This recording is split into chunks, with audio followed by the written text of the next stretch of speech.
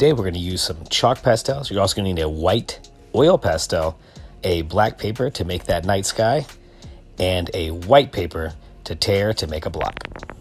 So to make that mask or block, we're going to tear lengthways on our paper to make a jagged line, just like this.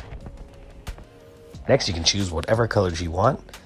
I like to use greens first because that's the most prevalent color in the Northern Lights, and color right along the top of your torn paper. Make sure you put enough chalk on there to really transfer. Now put your colored piece right on top of the black paper and pull all in the same direction. You're pulling the chalk pastel right onto the black paper.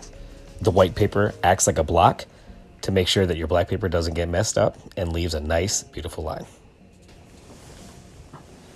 If you don't want to do the same colors, all you have to do is tear lengthways again and make a new jagged line, just like this.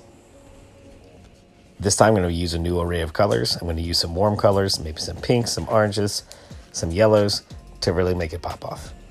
When placing down your white paper, it doesn't have to be all the way across. It could be halfway, it could be part of the way. Doesn't really matter as long as you pull in the same direction. I'm going to go ahead and rip my paper one more time to get a final Northern Lights display. For my final one, I'm just going to use the whole family of blues and knock it out in the same process I did for all the other ones, just like this. Now take out your white oil pastel and we're going to make a horizon line for the snow, straight across. When you start to color it in, the bottom does not have to be straight because that's the shoreline of your frozen lake. Once you're done with the snow, go ahead and get out a black oil pastel. Sorry, forgot to mention that at the beginning. And draw your trees as tall as you want them to be and start filling them in like a messy arrow, getting bigger as it goes down to the bottom. Now, because of perspective, some trees can be bigger or smaller depending on how far they are away from the lake. And the only ones that are going to be reflected into the frozen lake are the ones that are the closest.